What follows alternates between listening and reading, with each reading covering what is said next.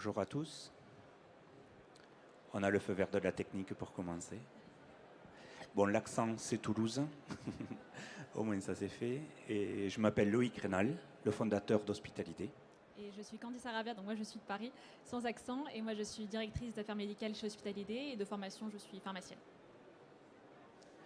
L'atelier porte sur les données de vie réelles et plus précisément encore sur les données de qualité de vie des patients. C'est notre spécialité depuis à peu près 2018. Et on va vous dire pourquoi on fait ça, comment on le fait, quel peut être l'intérêt pour les différentes parties prenantes.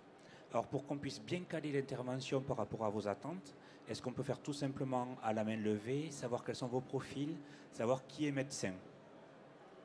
Il n'y en a pas. Médecin. Labo pharmaceutique. OK. Medtech. Logiciel. OK. Patient. OK. Merci. On va pouvoir adapter. Quelques mots de présentation et après on ira directement sur les données de qualité de vie. En présentation, vous dire pourquoi on s'est intéressé aux données de qualité de vie. On fait ça depuis 2018. C'est parce qu'en partenariat avec le CHU de Toulouse, on a fait un constat. C'est une étude qui s'appelle Calypso, qualité de vie du parcours de soins en oncologie. On a fait le constat qu'il y avait deux points de vue profondément différents entre le point de vue patient, le point de vue clinique, sur des items clés. J'en cite un, la fatigue. Vu du clinicien, la fatigue d'un patient pendant son parcours de soins en oncologie, c'est normal. C'est une conséquence de la chimio. En clair, circuler, c'est normal. Alors que pour le patient, c'est une charge mentale hautement plus compliquée à définir. Ce n'est pas une simple fatigue physique avec la chimio, etc. C'est par exemple aussi la culpabilité d'une maman qui ne peut pas amener les enfants le mercredi au foot. Certes, c'est parce qu'il y a eu la chimio, mais il y a toute la charge mentale qu'il y a derrière de ne pas assumer son rôle de femme. C'est pareil pour un père, ça vaudrait la même chose. Tout le monde a compris ce qu'on veut dire. Et donc il y a une différence subtile entre ce qui relève d'un point de vue objectif du point de vue du clinicien et ce qui relève du subjectif du point de vue du patient, de ce que le patient vit pendant son traitement face à sa pathologie. Premier constat qui nous interpelle. On se dit alors comment mesurer la qualité de vie? Et là, on fait un travail, on épluche la littérature, on voit qu'il y a des grilles normées. Les grilles normées, c'est EORTC en source, c'est iSHOM en autre source. Bon, il y a pas mal de littérature là-dessus. Des grilles normées existent pour mesurer la qualité de vie. L'intérêt de la grille normée, c'est qu'elle permet de comparer les résultats. Mais, Candice va vous le montrer tout à l'heure, on découvre avec le CHU que la qualité de vie va être mesurée par des grilles normées, mais les grilles normées ne vont pas mesurer la qualité de vie. Pourquoi? Parce que la qualité de vie, c'est extraordinairement complexe. Comment mesurer la fatigue? Est-ce qu'on ne peut mesurer que la fatigue? Qu'en est-il des autres paramètres de qualité de vie des patients? On va voir ça tout à l'heure. On met le doigt là, on commence à mettre le doigt sur quelque chose qui est complexe et qui peut expliquer aussi le fait que ça n'ait pas encore été totalement entrepris. Voilà. Aujourd'hui, on reste avec un indicateur de survie, point. Les qualités de vie, les données de qualité de vie commencent à émerger. Déjà parce que c'était très complexe, c'est pas culturel encore, mais ça le devient petit à petit. On va voir quelles sont les tendances. Pourquoi le faire? Le faire parce que ça va permettre de valoriser un traitement. Il faut voir encore comment, puisque la Haute Autorité de Santé ou l'Agence européenne appelle de ses voeux à produire des données de qualité de vie lors des réévaluations ou même lors des accès précoces. Reste quand même à s'assurer que ces données sont réellement prises en considération par les autorités. On va en parler tout à l'heure aussi. Mais il y a un autre pourquoi auquel on peut répondre, et la démonstration a été faite avec le CHU de Toulouse, et on est en train de le faire à plus grosse échelle maintenant au niveau national, c'est que les données de qualité de vie vont également permettre de prédire le parcours du patient. Et même au-delà du parcours, on va pouvoir prédire le risque d'arrêt précoce des traitements.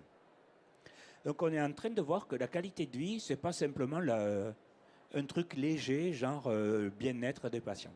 Il y a derrière un intérêt à la fois clinique et un intérêt à la fois de valorisation des molécules et des traitements pour mieux accompagner le patient et du coup mieux personnaliser la prise en charge du subjectif pendant les traitements.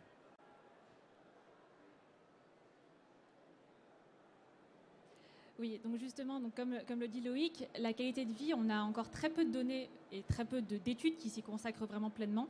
Et paradoxalement, on a une demande des autorités de faire remonter ce type de données de plus en plus.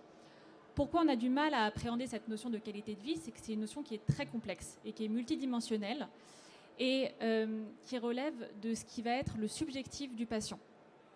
Et donc, comme l'a dit Loïc, ce n'est pas que des grilles. Donc, certes, ces grilles-là, telles que, par exemple, en oncologie, c'est le QLQ-C30 qui fait référence pour comparer les résultats. Mais ces résultats-là ne sont qu'une mesure partielle de ce que représente la qualité de vie. Donc, il y a tout ce qui relève du patient, il y a tout ce qui ne se mesure pas, tout ce qui ne se dit pas. C'est plus qu'une échelle, la qualité de vie. Et donc, pour essayer de mieux comprendre qu'est-ce qui impacte cette qualité de vie, on s'est penché du côté des sciences humaines et sociales, de la littérature, pour identifier quels étaient les déterminants qui sont propres aux patients, qui ne sont pas forcément mesurés dans ces grilles normées et qui pourtant vont avoir un impact important et conséquent sur la qualité de vie. Parmi ces déterminants, on en a identifié une quinzaine à peu près.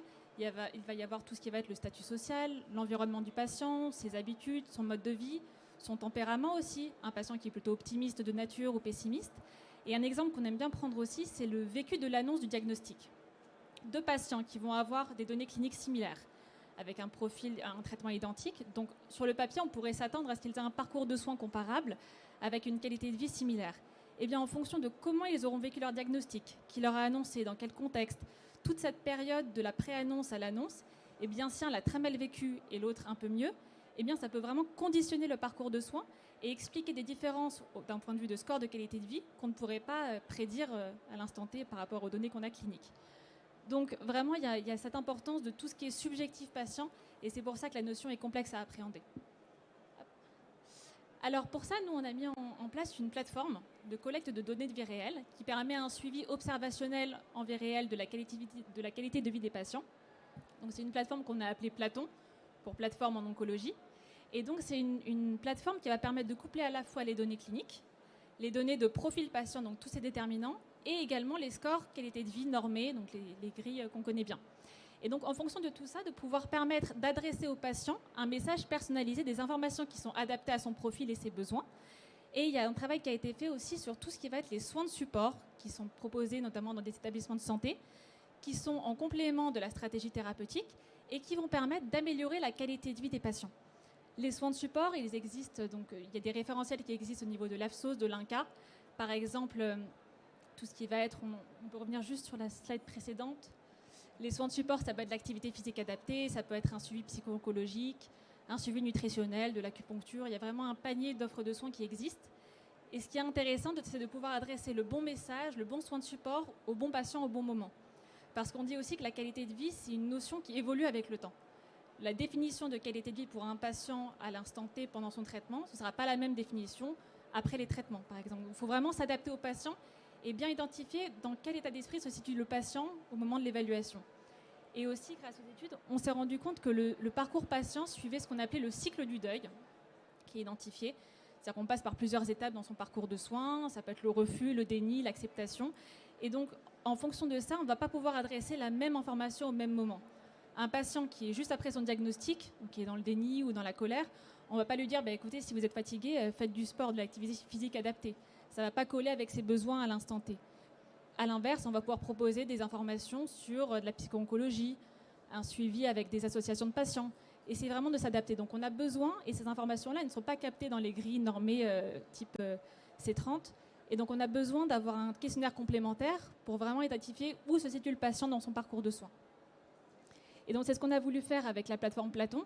Donc d'un côté, on va pouvoir mieux suivre la qualité de vie, mieux l'appréhender, pouvoir aussi fluidifier le dialogue entre patients et soignants à travers les résultats de qualité de vie. Parce que c'est vrai qu'en général, quand les patients sont en consultation, ils n'osent pas forcément parler de leurs symptômes, de ce qui leur pose problème. On oublie, il y a un peu le phénomène de la blouse blanche où on a peur de parler de certaines choses. Donc cette plateforme permet de fluidifier ce dialogue-là, où tout le monde part avec les mêmes informations.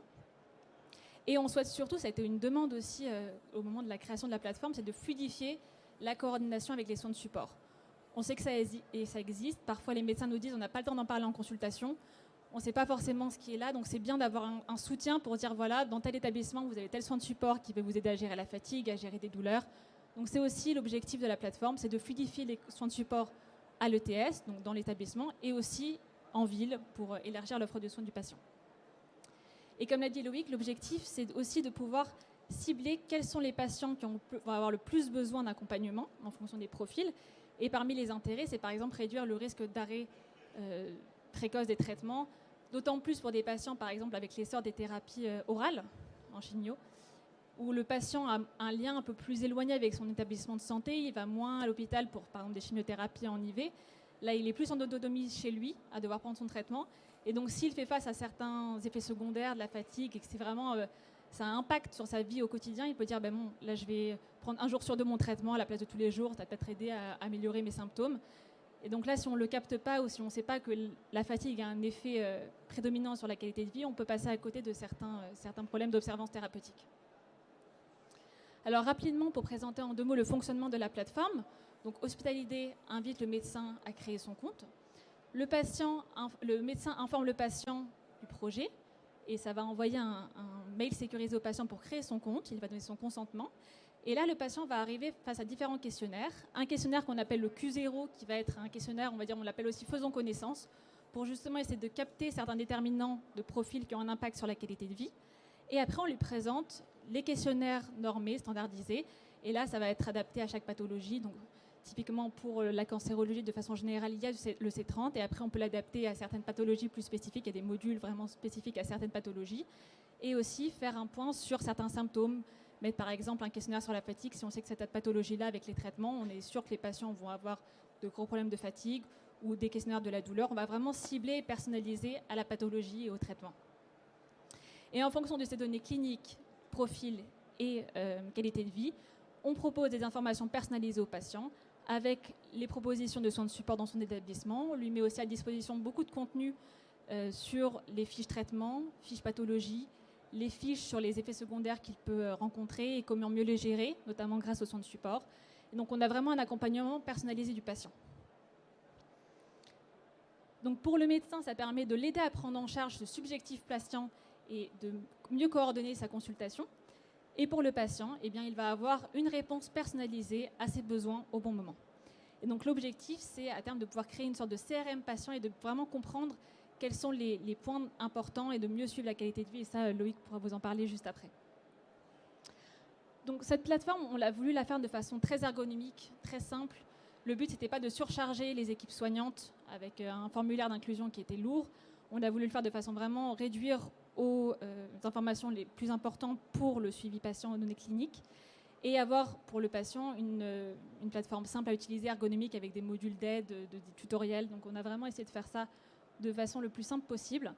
Et on a fait une première déclinaison en oncologie. Donc on a travaillé avec un comité scientifique composé en majorité d'hématologues, des IPA, des pharmaciens industriels. Et donc là, je vous mets le témoignage de 3 des médecins qui ont contribué au projet dans le domaine du lymphome, avec le professeur Isebert, avec qui on a beaucoup travaillé à Toulouse. Pour lui, ce qui était important, c'est d'avoir une plateforme où on pouvait faire un paramétrage local. C'est-à-dire que chaque centre va pouvoir dire, moi, je veux déléguer des droits d'accès à mon IPA parce qu'on a déjà une IPA. Dans un autre centre, ça va être un ARC. Et en fait, de personnaliser aussi l'offre de soins en fonction des soins de support de chaque établissement. Donc, c'était vraiment le fait de personnaliser et de ne pas faire une plateforme commune à tous les centres, mais que chacun pouvait faire en fonction de ce qu'il voulait, s'il intéressait. Est-ce que des centres ont certaines fiches contenues qu'ils voulaient aussi déposer et présenter aux patients. Donc, c'est vraiment personnalisable. Le docteur Tomoviak de Poitiers nous a dit, ce qui l'intéresse, c'est de pouvoir identifier quels sont les patients qui ont le plus besoin d'accompagnement par rapport à d'autres. Et le docteur Leprêtre de Rouen, pour lui, l'important, c'était de coordonner avec les soins de support. Et notamment, il y a des centres où il n'y en a pas de soins de support qui sont proposés. Donc, on doit faire le lien avec les soins de support et de confort en ville pour permettre à tous les patients d'avoir un accès équitable à des soins de support et de confort. Et donc, je laisse Louis. Peut-être pour revenir sur les 2 dernières pages, faire une plateforme web, tout le monde sait le faire, et je crois qu'il y en a une qui naît tous les jours. Donc, la valeur ajoutée, l'originalité de nos travaux n'est pas dans le fait de faire une plateforme web, je crois. Je crois même qu'il y en a 95% qui disparaissent dans les 5 ans. Tout le monde sait faire ça. C'est pas là que l'originalité. L'originalité, elle est dans le fait de pouvoir prendre en charge la complexité. Vue du patient, ta qualité de vie, de pouvoir la mesurer, tout ça, mais aussi la complexité des organisations. Et c'est là qu'il y a une valeur ajoutée de la plateforme, c'est la personnalisation de chaque établissement, le paramétrage local des établissements. Et c'est aussi, je sais que Candice se cache d'en parler tout le temps, mais ça fait 2 ans qu'elle a travaillé sur l'identification des paramètres. C'est une revue de littérature qui est énorme pour identifier tous les facteurs clés qui vont impacter la qualité de vie, j'allais dire au-delà de tout ce qu'on sait déjà. On sait déjà que les revenus, c'est important. On sait déjà que vivre dans un environnement rural, c'est important. On sait déjà que s'il n'y a pas d'aidants, c'est important. Tout ça sont des déterminants connus. C'est facile de les embarquer. Nous, ce qu'on a voulu aller chercher, c'est tous les déterminants non connus. Ou alors qu'on imagine. L'annonce, on l'imagine. Tout le monde sait que l'annonce a un impact. OK, on l'embarque. Et il y en a plein d'autres, le cycle du deuil, etc. C'est là qu'est l'originalité des travaux. Et c'est ça qu'on a digitalisé pour ensuite fluidifier au maximum le lien, puisque tout ça, ça vit en temps réel. Voilà. Alors pourquoi on s'est donné tous mal? Parce qu'il faut aussi dire que la plateforme, nous on a pris une décision, c'est de ne pas être dispositif médical, c'est d'être labellisé. Mais pas un dispositif médical, parce que notre modèle est basé sur la gratuité. En clair, c'est offert aux médecins. Voilà. Et ce qu'on veut faire, pourquoi on a fait ça? C'est parce qu'il est annoncé à l'échéance 2025, je pense qu'il y a la moitié de la salle au moins qui est au courant, c'est une évaluation conjointe au niveau européen de l'évaluation des traitements et le projet de décision embarque les données de qualité de vie. Donc les laboratoires pharmaceutiques vont être obligés, ou du moins incités, on verra comment c'est libellé dans la décision finale, de produire des données de qualité de vie lors des réévaluations des médicaments. Et très certainement inviter fortement à le faire dès les accès précoces. Donc nous, notre métier, depuis 2018, c'est l'évaluation de la qualité de vie. Notre ambition d'ici 2025, début 2026, c'est de créer la base de données de référence sur les datas centrées qualité de vie. Et dans cette base de données, on détaillera s'il y a des questions sur le sujet, parce que sinon ça serait trop compliqué, sont embarqués l'ensemble des critères épidémio et biostat pour déjà servir de préanalyse de données à tous les promoteurs pour faire les insights qui vont bien sur la molécule ou éventuellement comparer les résultats d'une molécule par rapport à l'autre, etc. Tout ça est déjà embarqué dans la base de données avec cette perspective. On a été un peu long. Du coup, je fais court ici pour laisser plus de place aux questions-réponses. Il nous reste une dizaine de minutes, donc il y a quand même de la place pour les questions. Un petit truc sympa, c'est que celui qui prend le micro puisse dire qui il est, d'où il vient et pose sa question librement. Bonjour, alors moi je suis Sixtine Dumas et j'essaye de justement monter un projet pour améliorer la qualité de vie des patients mais qui ont une maladie de peau pas liée au cancer. Et je voulais savoir, est-ce que votre plateforme, vous comptez l'appliquer justement à d'autres maladies et lesquelles? Alors oui. Là, on a fait la preuve de concept dans le lymphome encore plus précisément. Là, on déploie dans les autres pathologies, toujours dans le cancer, et c'est Platon Oncologie. On en prépare une déclinaison en chirurgie bariatrique, santé mentale, et pour le reste, en partenariat avec les promoteurs qui feront la demande. C'est très facile, entre guillemets, à décliner. Toute la techno est disponible maintenant. Et là où on est, nous, très regardants, c'est ce qui fait la force. On ne l'a pas vu dans les screenshots, mais c'est dans l'idée, c'est que c'est vraiment par pathologie. Quand on fait des données d'inclusion par le médecin, on passe des mois. Décliner technologiquement, c'est facile, mais on va surtout travailler avec les médecins, les associations de patients, les IPA, etc., pour choisir les bons champs d'inclusion. Donc c'est vraiment par pathologie, c'est là où on prend le temps. Et donc tous ceux qui auront une demande à faire dans une pathologie, notre proposition sera d'abord, nous on s'engagera sur le temps pour la déclinaison technologique, c'est facile. D'abord, on va créer un comité ensemble scientifique pour étudier les champs par pathologie, donc travailler avec les associations, les patients, ce sera la première action mise en place. Oui, bonjour, Samuel Goued, industrie pharmaceutique essentiellement. Juste une question, en fait c'est assez ténu, assez compliqué, parce que les études de qualité de vie et les études observationnelles, j'ai du mal en fait à voir la limite, parce qu'il y a de plus en plus d'études observationnelles, et ce qu'on demande dans les études observationnelles, en fait ce sont les données de qualité de vie. Pourquoi n'utilise-t-on pas une fois pour toutes un seul terme, notamment quand ça concerne les dispositifs médicaux. On a de plus en plus cela. On les organise comme des études cliniques, mais en fait, ce qu'il faudrait, c'est peut-être travailler comme vous travaillez, vous, je ne sais pas. On a des études observationnelles embarquées dans ces projets. Quel terme vous souhaiteriez précisément? Parce que je ne suis pas sûr d'avoir bien compris la question. Quel terme sur quoi? Alors, c'est des études observationnelles. C'est une étude observationnelle. Où la majorité des données sont des données de qualité de vie. Oui, absolument. Étude observationnelle, et après pour les questions méthodologiques, étude observationnelle, rétrospective, avec soit un enjeu promoteur sur un objectif principal de recherche qu'il nous faut instruire, et c'est une méthodologie 003, soit, comme dans la plupart des cas de ce que nous faisons, on couvre déjà le besoin du promoteur, et c'est une MR 004. Et de plus en plus, c'est des MR 004 que nous faisons.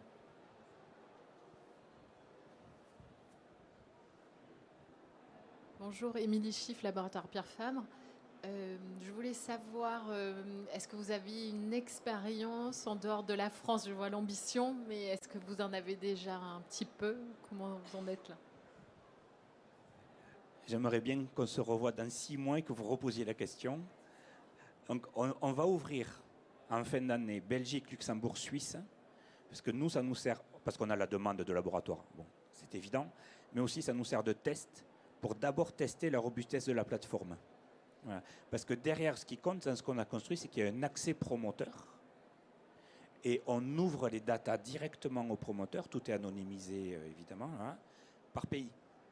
Il y a un accès direct aux données. Donc, technologiquement, on a besoin de la tester sur des petits pays en termes de volume de données. Donc, c'est d'abord Belgique, Luxembourg, Suisse pour fin d'année. Et la prévision de 2025, c'est au moins un gros pays avec un promoteur qui est déjà identifié là pour la France. Oui, bonjour, Cyril Gentelet. Donc, moi, je suis freelance en développement de produits de santé. La question porte sur les études avant AMM. Et est-ce que vous envisagez d'utiliser ce type de plateforme pour faire du suivi dans le cadre de la rétention patient dans les études? Absolument. Les études, notamment avec des MR 004, donc je l'explique, c'est une méthodologie de recherche. Bon, je ne vais pas l'expliquer ça, on va perdre du temps. C'est oui, en post-inscription, les datas collectées ici, qu'on peut restituer au laboratoire, peuvent remonter dans les dossiers aux autorités, en pays. Pas nécessairement en accès précoce, mais en étude post-inscription. C'est de plus en plus demandé, hein, de toute façon, de faire remonter ces données-là le plus précocement et pour renforcer aussi les dossiers d'accès précoce. Bonjour, Célia Mercier, établissement français du sang. J'avais une question sur votre modèle économique, parce que vous disiez tout à l'heure que l'accès était gratuit pour les médecins. Donc, comment vous fonctionnez? Alors, il est transparent. Notre modèle, c'est vraiment de le rendre gratuit aux patients et aux médecins. Les laboratoires pharmaceutiques payent des études, mais n'interviennent jamais dans la conception des protocoles et de la plateforme. En revanche, ils payent l'accès anonyme aux données.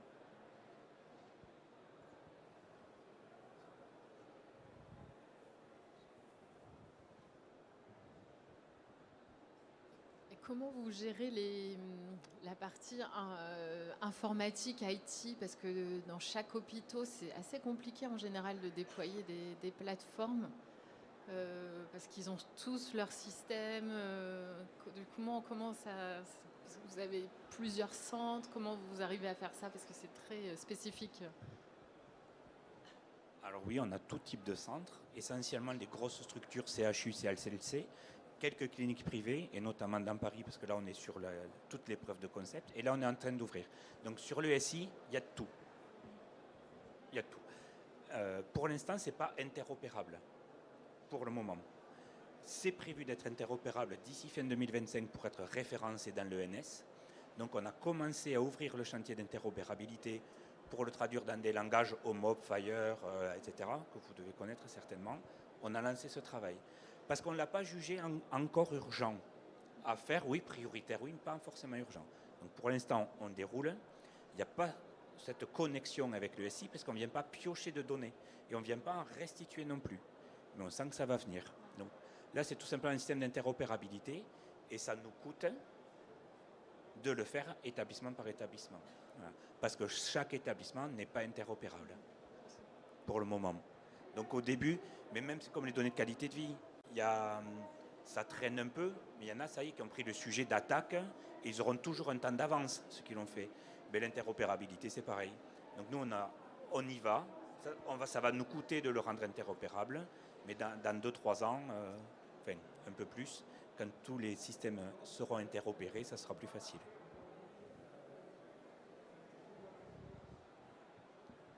Sarah Lesage d'Iris Conseil Santé, on a un cabinet de consulting. Est-ce que c'est prévu aussi qu'il y ait une connexion avec le DMP qui a du mal un peu à se déployer, mais que du coup, ça soit colligé à ce niveau-là? Absolument. Alors, je vais répondre encore plus précisément à la première question avec celle-ci, c'est que notre vocation, nous, elle est opérationnelle. Et tout ce qui relève de l'institution et des déclarations de l'institution, nous sommes bons élèves, on va dans le bon sens, mais on sait que c'est très long et très lent. Donc, on n'en fait pas une priorité. Donc, oui, il y aura une interconnexion avec le dossier médical partagé demain, quand ça sera devenu une habitude, une culture, puisque nous, on sera référencé dans l'ENS, on sera interopéré, donc ça sera assez pratique à faire. Il reste à savoir précisément, et avec les institutions, le modèle économique aussi du partage des données. On pourra partager, mais pas tout. Donc il faudra voir quoi. Voilà. Donc là-dessus, franchement, je pense qu'il ne faut pas être pressé. On n'ira pas plus vite que la musique. Nous, sur ces sujets-là, on sera plus tortus. Voilà. On va aller très vite sur la mise en place d'une base de données de référence avec tous les critères qualité, sécurité, épidémio et biostat que les sujets institutionnels.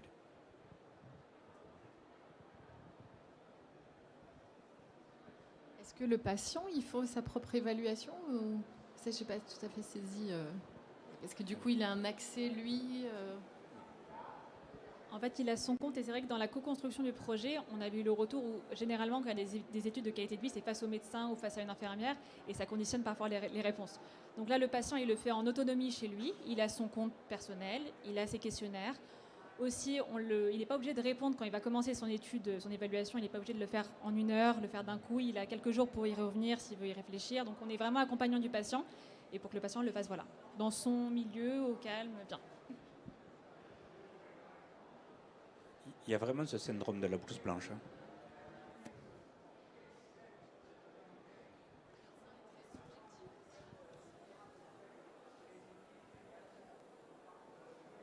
Alors, excusez-moi, il y a 2 dimensions, donc il y a la retro et la pro. Et en termes de consentement, comment vous faites, puisque vous êtes auto-opérationnel, les règles ne sont quand même pas les mêmes dans tous les pays européens. Certes, pour le moment, vous ne travaillez qu'en France, mais ce que j'ai constaté aussi, c'est que selon les comités d'éthique, les décisions peuvent également varier. Comment vous faites?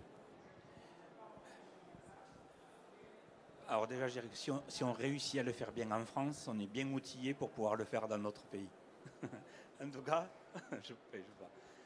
le consentement, c'est un sujet absolument précieux, parce que si celui-ci, j'allais dire, c'est le maillon faible. Si on faillit sur le consentement, l'exemplarité du consentement, c'est toute la chaîne de données derrière qui retombe, parce que c'est la question de la réutilisation des données qui est derrière. Donc le consentement, nous, d'un point de vue réglementaire, le dossier est passé en CPP.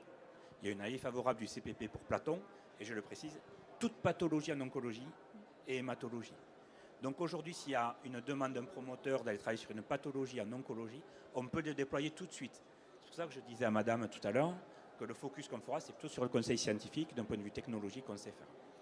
Donc on a détaillé la procédure de recueil du consentement dans le dossier du CPP. On a un consentement qui est, on va dire, double, il est explicite et éclairé, donc on donne l'information au patient de ce qu'est l'étude, il y a une notice réglementaire qu'on a essayé de rendre pédagogique, pas seulement l'opt-in, oui je suis d'accord, voilà, on a essayé de faire ça un peu plus documenté, même si ça reste laborieux, comme c'est une procédure. Voilà. Et après il y a la réutilisation qui est faite de ces données, on remet une notice d'information sur la réutilisation de ces données, il va pouvoir ici décocher également s'il s'oppose à la réutilisation de ces données, qu'il ne souhaite que consentir à l'utilisation pour l'objet premier de la recherche, pas les objets secondaires. On l'oublie souvent, hein, il y a le consentement explicite pour la recherche, mais il y a aussi la non-opposition pour la réutilisation. Et l'idée, c'est vraiment que le patient est propriétaire de ces données et il va vraiment choisir s'il veut les anonymiser à 100%, s'il veut les partager uniquement avec son équipe médicale, s'il veut que ce soit réutilisé. C'est vraiment le patient qui va pouvoir gérer en temps réel ce qu'on fait de ces données. Et juste en complément d'information, ce qui est intéressant, c'est que Loïc a dit tout à l'heure qu'il y avait un gap important entre la perception du médecin et celle du soignant. Et on a intégré aussi, où en fait, au moment des évaluations trimestrielles, par exemple, le médecin va aussi faire une évaluation de la tolérance et de l'efficacité du traitement. Et à la fin, en dernière question, on lui demande d'évaluer comment lui, il perçoit à l'instant T la qualité de vie de son patient. Et ce qui est intéressant, c'est de mettre en regard, du coup, au fur et à mesure, la perception du médecin et l'évolution de la vision soignante.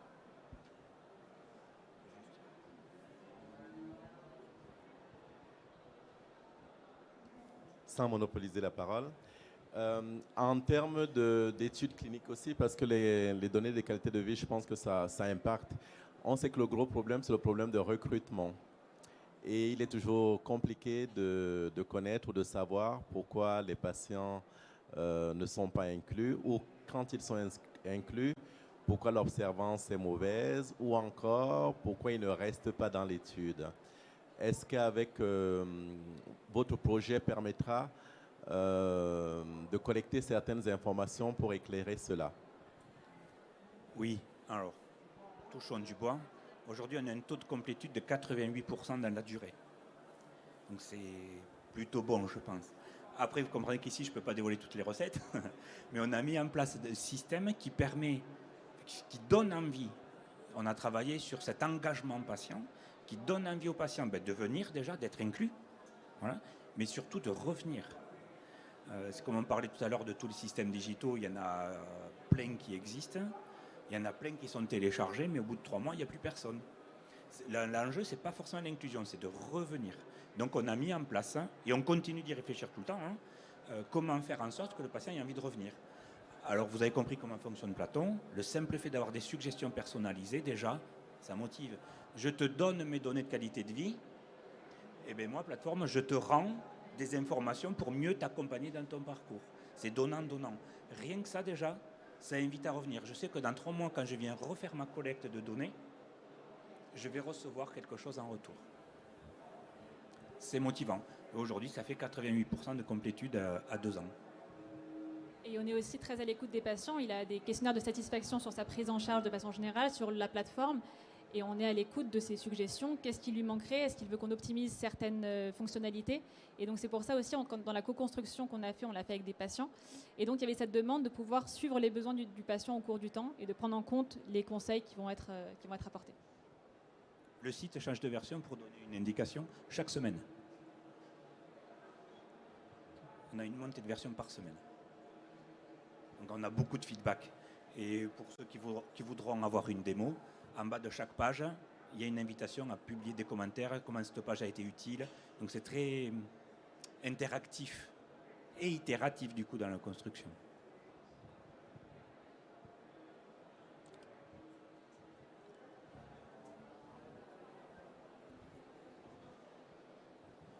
Est-ce que vous n'allez pas être accusé d'une sorte de commerce? Ce jeu avec les patients, excusez-moi, c'est pas le bon mot, mais le fait que les patients vont venir parce qu'ils vont avoir un retour, est-ce que ceci est accepté par les directives européennes? Est-ce qu'il n'y a pas une sorte, je sais certes, vous n'êtes pas l'investigateur, mais est-ce qu'on ne va pas vous accuser de donner quelque chose, de vendre quelque chose pour que le patient rentre dans l'étude? C'est tout de même un problème. On ne vend rien. Et justement, dans les suggestions personnalisées, on relaie des informations, par exemple, de prévention de l'INCA. On est un outil aussi de prévention ici, à ce stade.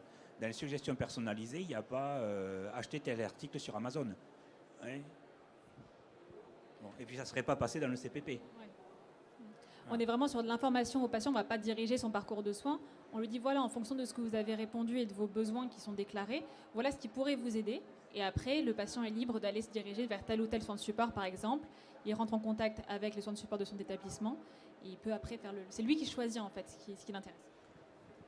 La question pourrait se poser de même si, par exemple, C'est une vraie question pour moi et j'aimerais la débattre un jour prochain parce que c'est pas l'heure. Mais si aujourd'hui on va dans le salon, il y a plein de nouvelles technologies. Il y en a un qui a inventé un super masque de réalité virtuelle contre l'anxiété. Ok. Si nous voulons créer la mise en relation avec cet outil-là, ça ferait du bien aux patients qui a un sujet d'anxiété. Et là, on aurait une question éthique à un moment donné. C'est comment rendre l'innovation, qu'elle soit autour du médicament ou de la technologie, disponible auprès de chaque patient, même dans un village à côté d'Agen, ou prendre le mien, par exemple. Comment faire pour que tout le monde ait droit à l'innovation, et donc nous, d'aller pousser telle technologie auprès de tous les patients, et que ça soit éthique. Alors peut-être tout le monde aura en tête article sponsorisé, je ne sais trop rien. On n'en est pas là. Mais demain, je souhaite qu'on puisse se poser la question. Parce que ce n'est pas parce que c'est payant que ce n'est pas éthique.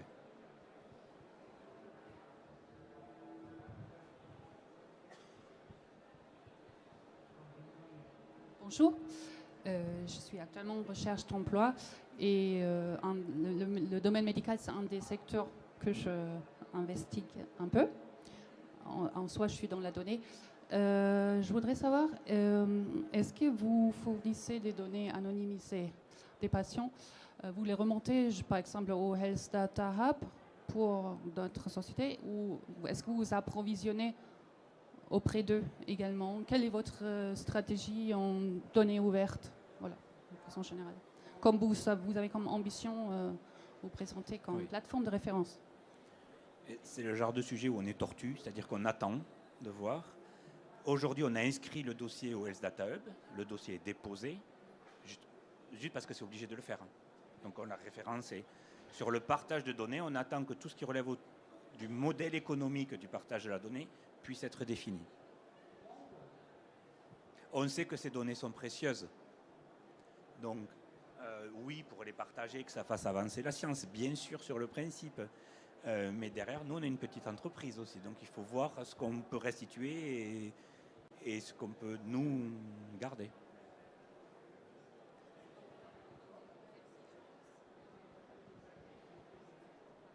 Je pense que ça sera un des exigences principaux pour justement une plateforme pour qu'elle soit choisie. Parce que l'ambition de données ouvertes de l'État français est évidente. On verra si c'est couplé justement à ce qu'on disait tout à l'heure, le projet de normes sur l'évaluation conjointe des traitements à 2025.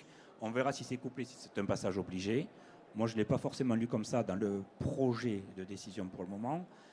Je veux dire, c'est des sujets sur lesquels il y a le temps d'aller pour le moment. Que déjà, tout le monde se préoccupe de la qualité de vie, première étape. Deuxième étape, qu'on donne accès à ces données. Et troisième étape, l'institutionnalisation. Vu de nous.